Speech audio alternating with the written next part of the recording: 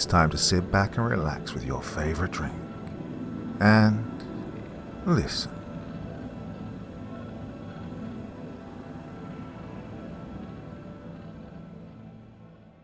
The Forest Experiment. Part 1. Site 12, March 14th, 2008. I marched like a disgruntled drill sergeant through the sterilized hallways of the facility, my fists clenched and teeth gritted. For once, there are actually some wrinkles in my suit as I hastily make my way to find the Ice Queen herself, Dr. Athena L. West. The science wing was definitely the most complex part of the building to navigate, but I managed. Although the higher-ups in the agency would be disappointed to know if the guy they promoted to Director of Operations still didn't know his way around a wing of the facility, well, I find the door to the room I'm looking for. 2 guards stand on each side, dressed in black. Assault rifles held tight as they suddenly look at me with obedient hesitation. "Good morning, sir." The one on the left greets me with a nod, clearly faking his enthusiasm for seeing me. But, well, they all did. A bunch of ungrateful fools they were. "Good morning, Mr. Bowser. Credentials?" The guard on the right follows up, holding out a hand as if to invite me to put something in it. "Why do I have to present my credentials all of a sudden?" I blurt out, my short fuse now coming to the forefront. The 2 guards flinching slightly despite my lack of any firearms or weapons. The both of them share a glance of confusion before returning their attention to me. The one on the left staring rudely with wide eyes. "It's part of the new protocol policy, sir. The one you signed off on." Whatever. To hell with both of you, I snarl, pulling out my identification and credentials card and holding it up in front of me with a strained look of frustration, giving the impression that I was seconds away from pouncing on both of them. Ted Bowser, Director of Operations, property of the agency.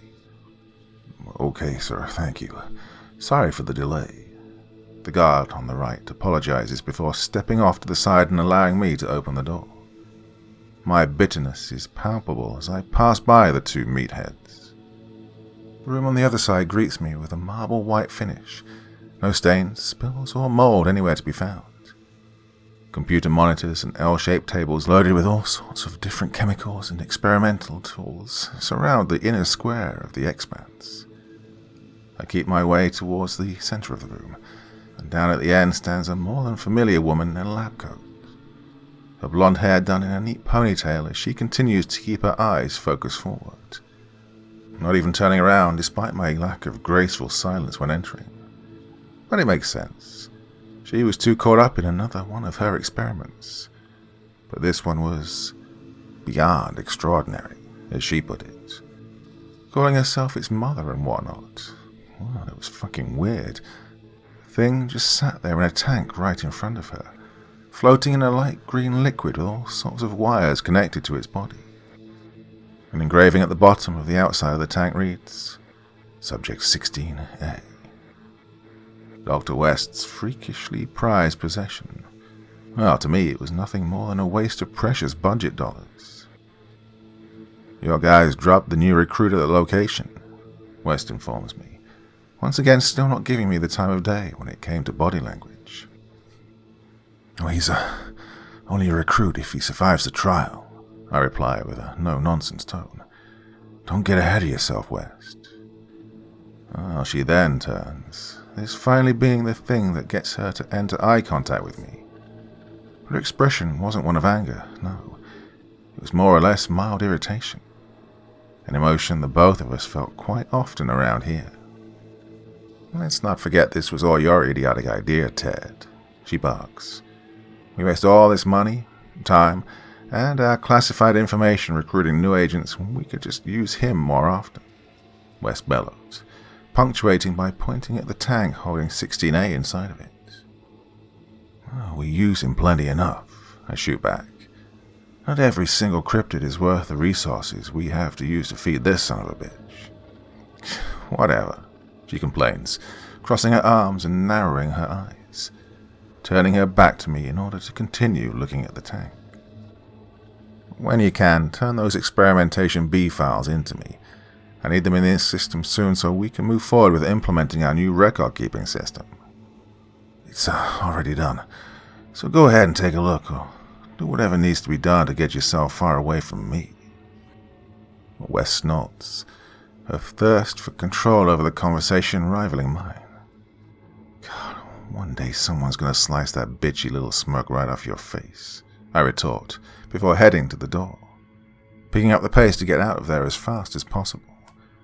But it was obvious that Wes was still dead set on getting the last word. And one day you're going to regret being so much of an arrogant child as you are. Your head's far too big for your neck. Find that rich coming from you, I fire back with a final statement before throwing my hand on the knob, almost tearing the door right off its hinges. But I don't yell, scream, or lose my cool. Not in the traditional sense anyway. No, I simply begin my walk down the hallway back to my office. Multiple agents passing by as they continue to do their sweeps of the building. "Good morning, sir," one of them greets cheerfully, taking a hand off his weapon to signal me a wave. Fuck off. The Forests of Wyoming, March 15th, 2008. Camping, an activity that lots of people love and enjoy more than anything. Oh, the soothing isolation from the hustle and bustle of civilization, the s'mores, the bullshitting over a campfire. Once you get past the insects and occasional rain, things aren't so bad. Unless you run into a bear or mountain lion. Well, that is, until it happens to you involuntarily. There's nothing that gets your adrenaline flowing and mind racing like waking up in the middle of a campsite with no memories or recollection of events leading up to the strange and rather terrifying circumstance. I do the typical thing, slap myself several times over just to make sure I'm not having some vivid nightmare. But no matter how many times I strike my cheeks and leave behind a stinging sensation, nothing changes. Not my surroundings, my environment, or consciousness. I really am trapped out here in the middle of the woods all alone. And let's just say it's not an easy reality to accept. I stand up and try and get my bearings.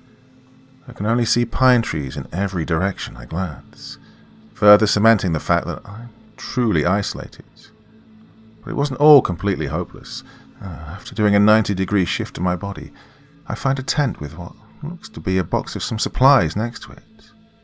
A complete and utter godsend, or so I thought. The little discovery led me to the conclusion that someone had done this to me. No extreme sleepwalking or anything of the sort, no. I was kidnapped, drugged, and taken here. But why? What for? And most importantly, what did they need with me specifically?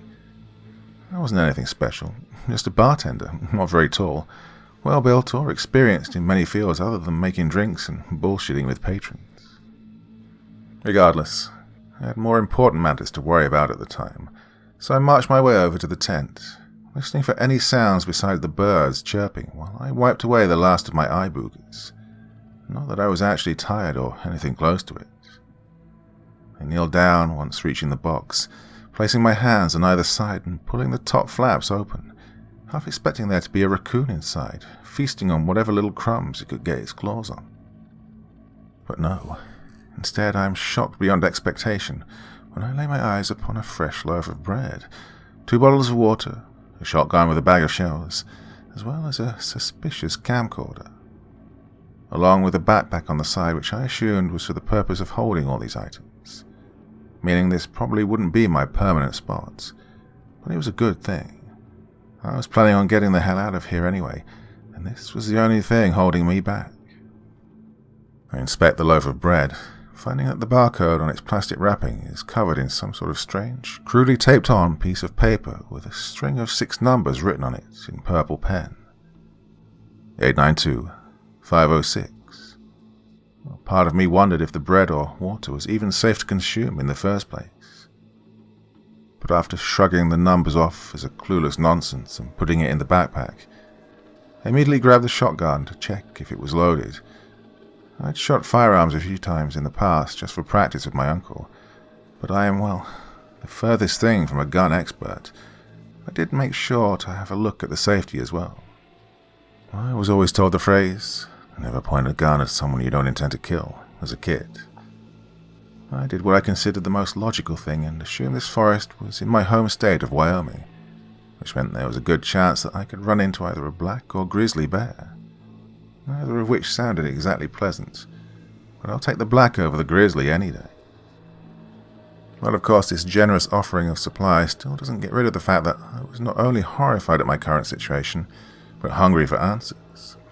Answers I knew I would only get if I made it out of here alive. So I packed everything up as fast as possible, finished loading the shotgun, and set off. But only once I move further into the trees does the eeriness truly begin to set in. Well, people will always go on and on about how creepy forests are at night, but to me they're almost as unsettling in the day. But at least you can actually see more than a few feet in front of you, I guess. Now, like I said, camping and activities such as that are fun, but you can't tell me you've never once felt a little jumpy while walking through the woods alone. If you're brave enough to even do it in the first place, that is. I keep my grip around the weapon tight, looking through the unchanging tree line as any sense of security left began to fade away, leaving me with nothing but the sound of branches crunching beneath my feet as I tried to keep my head narrow. I wanted to find some sort of shelter, a cabin, a shack. Hell, I'd even take an outhouse over just a tent. A tent isn't going to defend you very well once a bear realizes you're inside it, or some psychopath with a knife. But maybe they'd flee once they got a whiff of the inside. And I hiked and hiked for what was at least a few hours and found absolutely nothing. No change in scenery, no structures, no clearings or openings in the trees. Nothing that gave me any sign that I was actually progressing. Just more of the same. But I stopped, not wanting to waste all my energy on this pointless journey to nowhere. Deciding to sit down and rest my back against a girthy tree, however, I wasn't going to let this time of rest be completely unproductive.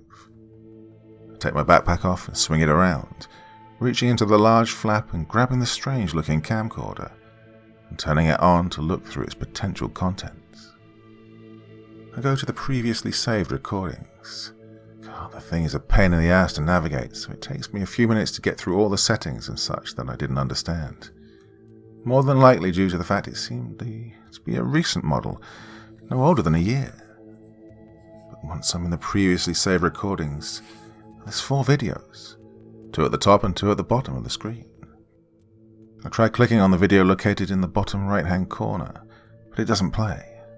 Neither does the one directly to the left of it or above it. So I move over to what should have been the first video, the one in the upper left-hand corner, immediately hitting play as soon as the border of it is highlighted. It takes a few seconds to load, the screen eerily blinking a few times before the contents of the video finally begin to play. I instantly recognize the setting in both the thumbnail and the first several frames of the video. It's a view of the campsite where I had awoken. In the bottom left-hand corner of the video, the date is stamped in bright white letters. June 16th, 2008, 5:52 p.m. Whoever is operating the camera is still standing around 15 yards away from the actual tent and supply box. But the person recording has clearly done this many times before. The camera is held extremely steadily and with purpose. Very little shaking or swaying is present as it focuses in on the center of its shot. Me. There I am, lying flat on the ground like a clueless moron as I slumber, not yet awake and realizing my horrifying predicament. Behind the camera, I hear faint breathing begin to pick up as the shot is centered and zoomed in on my unconscious figure. It's almost like the cameraman is excited, thrilled in some sick, sadistic sort of way. It grows deeper, a bit of a rasp to its nasally tone. Definitely a man, or a woman trying to disguise herself as such and doing a pretty good job. But all that didn't matter. I thought being out here stranded completely alone was stomach-churning enough, but now I was absolutely sure that someone was stalking me, watching me, and playing a twisted mind game. Well, the gun made me feel more comfortable. But it was obvious to me that the person recording me sleeping was probably the same person who brought me out here and also gave me the supplies, which means there was a good chance they had a weapon as well. I try watching the second clip that was saved, but the thing refuses to let me open it. Whoever this was had to be extremely tech-savvy, enough to tamper with a camcorder in this fashion. I hadn't ever heard of certain recordings being locked on some sort of arbitrary invisible timer on a somewhat recent model like this. Maybe I was just ignorant. While I wasn't inept, I was never really known for being a computer whiz. But just as I'm about to close the camcorder up and put it back where it came from, I hear an alarming noise from behind, causing me to quickly grab a hold of the shotgun and cock it, ready for a fight to appear at any second. A rustling continues to make itself known in the trees, and I can't help but point the barrel upwards, my finger grazing the trigger as I try to find the source of the sound, my heartbeat rising with every passing moment. It all goes silent once again, no birds or animals of any kind. I start to turn my head 90 degrees, my instincts telling me that whatever originally created that noise wasn't in the same spot any longer. I then turn my head in a 180, the silence only furthering my unease and mild adrenaline rush. At this point, I would have rather had whatever it was just jump out and come after me, but no. Who, or what it is taking its time. It wants me to be scared, to let my guard down and panic. I mentally demanded myself to just stay calm and keep my hand steady on my weapon, taking a few steps back without looking behind me, causing me to tumble over a branch and fall onto my back. I crash against the ground, the shotgun falling over to the side as I groan. A few pine cones lay underneath me and painfully collide with my back as I impacted the dirt below. But the sharp little sting of the cones pressing against my back was nothing in comparison to what came next. The rustling in the trees picked up once more, this time for a much lengthier period than before. Several seconds at the bare minimum, prompting me to quickly turn over and grab the shotgun once again. In my panic, I'm able to pinpoint the exact tree where the rustling is coming from, watching as the upper branches and pine needles move in unison. But no creature or being emerges from the top, not a living one anyway. A human corpse suddenly comes crashing down, smashing through a couple of the smaller branches below on its way down. This, of course, only creates scratches and small flesh wounds on his sickly pale skin, and the body with next to no blood barely running from the broken skin. The corpse impacts the ground face first, only a few yards away from me. I don't step forward, not at first. Instead, I keep my weapon trained on it, as if it was going to suddenly reanimate and try to rip out my jugular with its teeth. Well, let's just say I had watched one too many movies in my time. I start checking my surroundings, imagining Mother Nature just letting bodies start to rain down from the trees. It's not every day one just drops right in front of you. But considering everything else that had so far occurred, I guess it was a bit foolish to expect any sense of normality. And although I use this term lightly, I did eventually grow somewhat comfortable enough to approach the body. Not that I still didn't have both a million questions and emotions running through my head. I inched my way closer to the corpse, careful not to snap any loose branches or twigs as I closed the distance. Perhaps I wasn't the only thing that had heard this thing fall. Of course, my mind's coming up with every single terrible scenario that it could dream up, be it possible or not. But none of that comes to fruition, and the corpse just continues to lay there, slowly rotting away and once again becoming a part of the environment. Once I get about a foot away, I lean down slightly, kicking the corpse with my left foot and keeping a cautious expression strung across my face. And it turns out I had perhaps spoken too soon. The body suddenly began to thrash from side to side, as if something was inside trying to force its way out in a desperate attempt for survival.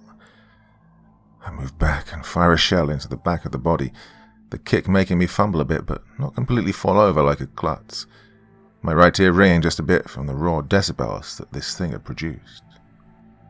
But none of it mattered. the corpse still continued to animalistically throw itself and tilt every which way. Well, this is despite the fact that I'd blown a sizable hole in its back. Although it soon became clear as to why the gunshot did nothing to stop the strange convulsions, because, well, I'd hit the wrong spot. Without warning, the back of the head burst open like a gore-filled water balloon, blood and spongy brain matter spilling on the side of the face and around the head.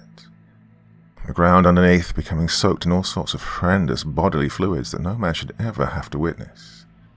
But, well, it didn't end there.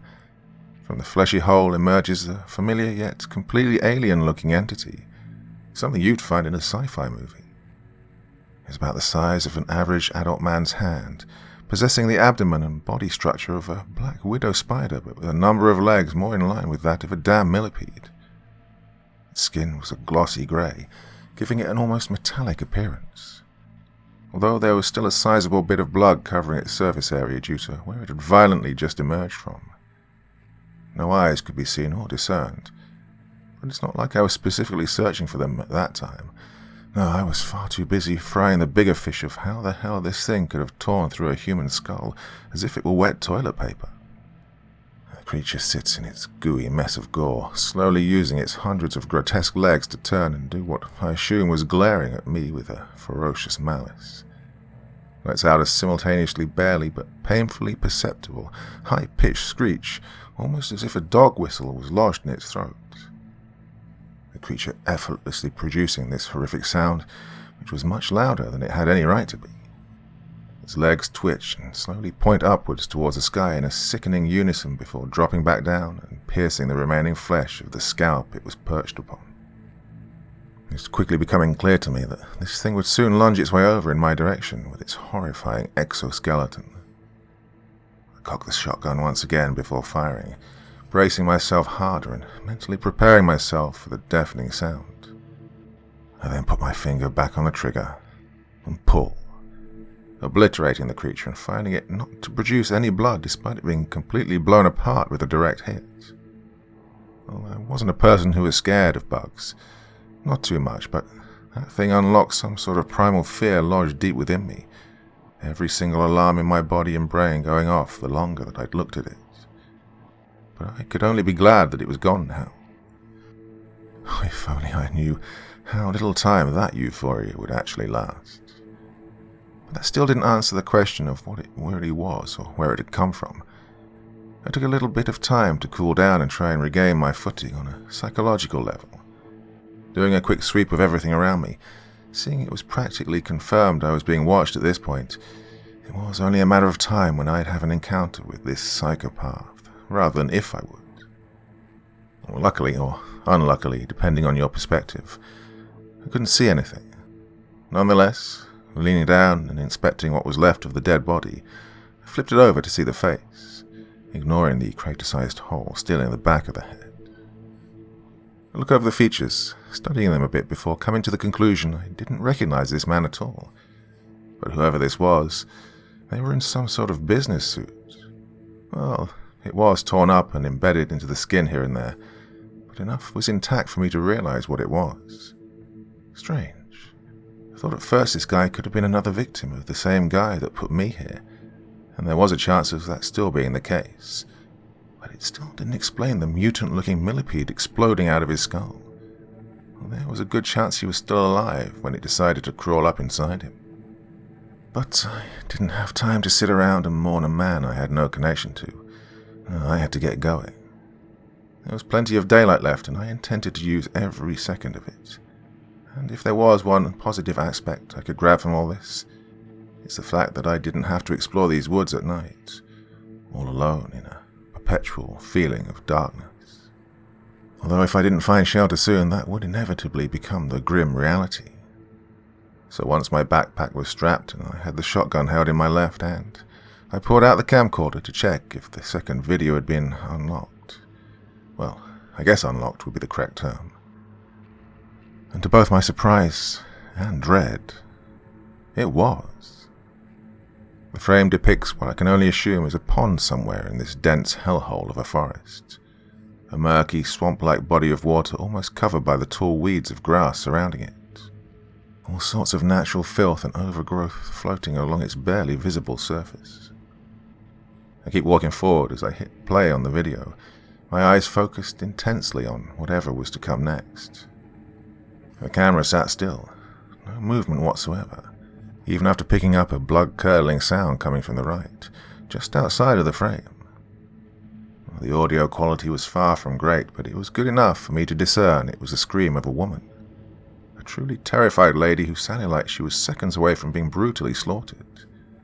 Not that I could actually see her in the video itself, only her pleas for mercy and screams of horror made her presence apparent. The camera suddenly zooms in on the pond, but only slightly, allowing the field of view from the previous shot to still be mostly intact. The water in the pond suddenly begins to ripple, the fallen grass floating along its murky surface moving in unison with the small waves. I squint my eyes, the lighting of the video indicating it was being filmed somewhere around the late evening hours of the day. I watched as the waves created by the ripples began to grow bigger, now splashing up against the dry land slope leading down into the water. And in only a matter of seconds, the source of the aquatic movement makes itself known. A group, or rather an army of those mutant millipede creatures emerges from the water, all of them crawling up the land slope in a sickening, military-esque formation, their legs all practically synced up together. I estimated on the spot that there had to be at least 40 or so of these things. The herd travels about a dozen feet away from the edge of the pond before suddenly halting, a lot of them turning to focus their attention on the lady screaming out of frame, whoever she was. Once they're apparently looking in her direction, they raise their legs and point them into the air, the creatures letting out their recognizably painful high-pitched screeches in unison. Even the audio in the video is loud enough to make the camcorder itself vibrate right in my hands. The woman's howls only grow more potent as their legs come back down to ground and they begin to crawl towards her off-screen. I found myself deeply disgusted at my own morbid curiosity to finish the clip, but part of it's due to the fact I could potentially find more useful information about the creatures in here, especially now that it was confirmed I'd probably be dealing with way more than one in the future. The woman's futile cries for some sort of divine intervention are cut short by what I can only describe as one of the creatures attempting to crawl its way into her mouth. The sound of her throat being viciously clogged by its mass as it forces its way deeper into her esophagus. Of course, well, I couldn't actually see any of this, but fear of the unknown and the unseen is a powerful thing. As to what the creatures did once they were inside a human body was still a mystery. I was only, unfortunately, aware of what had been so far displayed in front of me. The camera began to shake vigorously, but the scenery didn't change. It still focused on the pond with that haunting, muffled, choking screams of the woman erupting throughout the area as she dies her slow, agonizing death at the hands of these many-legged demons. But why not help her? I mean, what sort of fucked up psychopath would just let this happen, much less document it as it happened? Perhaps whoever this was had some sort of connection to those things. Luckily, the horrific clip ended after only a few more seconds of shaking. I was left there to contemplate the added gravity to the situation. And those things, someone had put them here. At the very least, someone is feeding people to these things. But why? And why also give me tools to fight them off if that's the case? While all of this was still to be discovered, I did connect the dots that the woman in the video must have been tied up or restrained. These things didn't seem very hard to outrun in a straight sprint, and I doubt they could even catch a mouse. Was this some sort of sick game? I mean, was I nothing more than a test subject or lab rat? Was the woman in the video supposed to be an example of one of the potential fates that I could meet in this whole ordeal? Well, just to be better safe than sorry, I tried to watch the third video, only for it to not allow me to do so, prompting me to put the camcorder back into my backpack and turn to head off into the trees to continue my quest of finding something resembling secure shelter. But, well, if I was being honest, unless I stumbled upon a nuclear-proof bunker, nothing was going to make me feel safe out in these woods. I'd definitely be sleeping with one eye open, assuming I was even able to fall asleep in the first place. While I was on the move, I did end up noticing a slight dip or decline in the ground several yards in front of me. The trees grown at all sorts of odd angles, one of which must have had some sort of seriously intense fungus or disease, as the bottom 5 or so feet were covered in these nasty-looking spore plants. A mucus green with these dark red rims on the edges to the openings. Of course, I don't dare touch them. God knows what kind of zombie apocalypse would begin if I did. But I can't help but study them, squinting my eyes to see what might be inside the spores themselves. But all I can make out is a lifeless, void-like black. They secrete a sort of white pus, similar to what comes out when you pop a pimple. Wasn't a whole lot, but enough to spill over the edge of the spore rim and drop onto the ground, a bit of it pooling up at the base of the tree. I backed up as it came within inches of touching my shoe. It doesn't help the fact that I nearly gagged from the absolutely putrid smell of the spores, a scent that I can only describe as a combination of spoiled meat, long-expired milk, and mouldy cheese, all of which had been thrown in a trash compactor and then sprayed with skunk urine. "Christ," I cried, holding up my free arm and covering my nose, backing up further as I attempted to shut my nostrils airtight. Well, it was putrid to say the least, something that would give manure a run for its money, but it wasn't long before the spores gave me something a lot more important to worry about. I looked down at the small pool of pus, still not far in front of me, squinting as I watched it begin to flow inwards, despite no sort of incline or decline. The thick, milky substance started to change its shape into that of a narrow river with a pattern of thin lines sticking out of each side. But after looking closer and coming to an unsettling realization, it became clear what the pus was truly changing into. It began to elongate, growing more and more of those thin lines, except for the fact they weren't just lines, no. They were legs. The legs of those freakish mutant millipedes. The pus splitting into different liquid bodies and multiplying its base number for the creatures. The pus darkened from its original milky white color into a metallic grey that I'd known all too well by this point. Its density increasing as well, while the details of the creature became more and more apparent. The pores appeared to explode and self-destruct after secreting a certain amount. I cocked the shotgun as its transformation was nearly complete. The features of the thing were fully formed after a few more seconds, but this time I didn't give it the chance to make that ear-piercing shriek or stick its legs into the air. I quickly took aim and pulled the trigger, hopefully blowing the creature back into whatever strange and hellish dimension it came from. But this time it wouldn't be so simple. The remaining spores began to split and secrete out the white pus, a bit of it getting on my shoe this time round, causing me to internally freak out as I tripped and fell straight onto my back like a threatened prey, dropping the shotgun in the process. I tumbled backwards, multiple somersaults as I groaned and desperately tried to find a branch or an object to hang onto and stop my fall down the steep incline. A rosebush grazing my back and cutting me as if I was a block of cheddar on a cheese grater. I felt my body snap multiple branches, my back being further scratched and lacerated by assortments of rocks and other debris while I kicked up any loose dirt or soil in the ground on my way down. The backpack was doing very little to save the highest and lowest points of my back. Only the center had received next to no damage. But the forest seemed to take pity on me as I finally began to slow down, thinking with only a fraction of a second, by throwing out my left hand and latching on to a thick tree branch, causing my fall to suddenly stop and send the leftover momentum up into the rest of my body. I slightly swung to the left, nearly hitting my head on the tree in a brutal impact.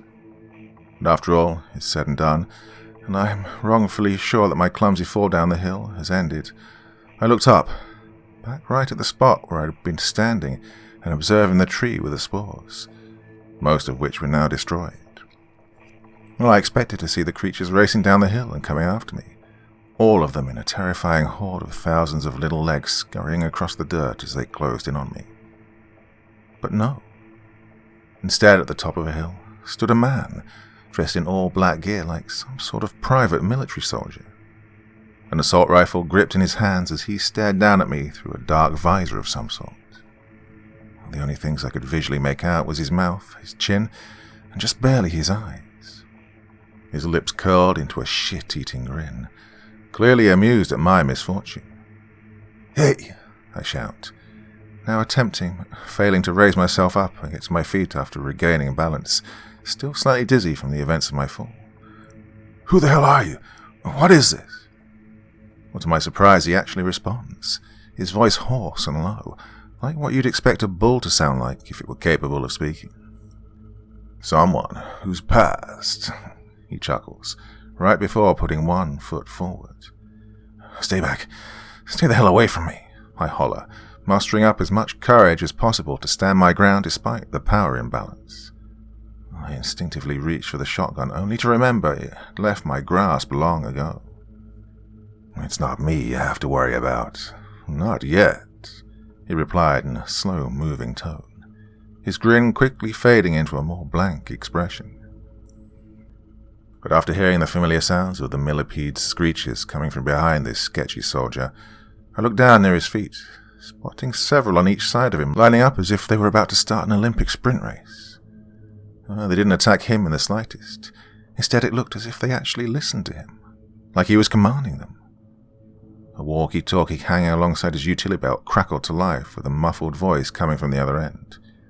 Well, he quickly picked it up and held it close to his mouth, pressing down the button to respond to this mystery man. "This is Agent Ben. The last of the spores have self-destructed. I've got the PR in position. He's incompetent as hell and he ain't worth our time. Can I please kill him now? This is getting old." I'm too far away to hear what the man on the other end said, but whatever it was, it couldn't be good for me. But nonetheless, I decided my best option at that moment was to stay put, because by the look on his face after the response to his request was made, he'd been told no. Running away seemed like a way to seal the possibility of getting myself shot in the back, despite what the man in charge had told him. "What do you want from me?" I demanded. "I didn't do anything to deserve this. Why me?" The soldier glared back down at me, seemingly irritated by my endless probing. "You've got no family. No one will miss you. And if you survive, you'll find out," he growled, putting his walkie-talkie back on his belt and turning to walk away. Wait, I plea. "Just hold on, there's got to be some way we can make a deal, an agreement, a pact, something. Are they making you do this? We can help each other out." "No can do. The boss wants to see what you got. And so far you're not impressing anyone." "Who's the I began before getting cut short by a bullet whizzing over my head, startling me suddenly enough to cause me to let go of the branch I was grasping onto. I fell down the short remainder of the hill, a few more fresh scrapes and shallow cuts being welcomed onto my back and arms. My shirt was torn as well, strips of blood staining the torn fabric. It was clear that the guy didn't actually want to hit me. He just wanted to scare me, to startle me and move me somewhere else. And from my perspective, well, he got what he wanted. I wasn't nearly far enough away to justify him missing, especially with proper training and experience handling a gun like that. I gritted my teeth as I rushed to get back to my feet, because I could hear the millipedes crawling down the hill in my direction. That's how many of them there were. Except for this time, I didn't have a weapon to defend myself. There were far too many of them to take on without one. My left hand was stinging, a long paper-cut-like scratch running across it as drops of blood leaked out.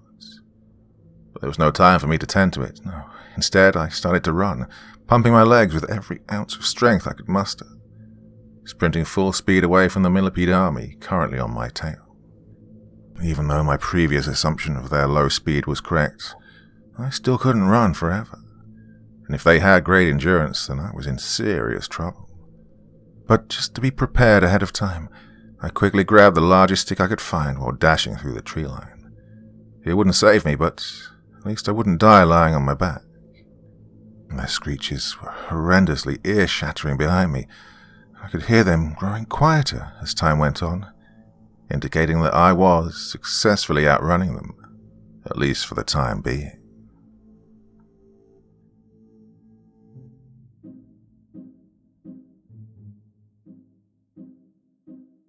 So yes, this is part 1 of a 3-part story by the wonderful Mr. Mills 45. And you know what? I'm not going to keep you waiting on this one. Part 2 is coming tomorrow night, and part 3 will come on Friday. Actually, on Friday I'll put all 3 parts together. So if you miss tomorrow night, don't worry too much, because all 3 parts will come out together, as I said, on Friday nights. You can't believe it, can you? Well, start believing. So this is part of the I'm a Monster universe, and a story I have to finish, actually. I've done 5 out of the 8 parts of that one, and a couple of side stories now, so, well, it's all good, isn't it? Isn't it? Yes, it is. So yeah, this is continuing tomorrow night on Thursday, which is traditionally my podcast night. So a podcast is coming out as well. So way too much of me tomorrow night, to be honest with you. But you can deal with it, I'm sure you can. So, intriguing first part. More to come tomorrow. Till then, very, very sweet dreams and bye-bye.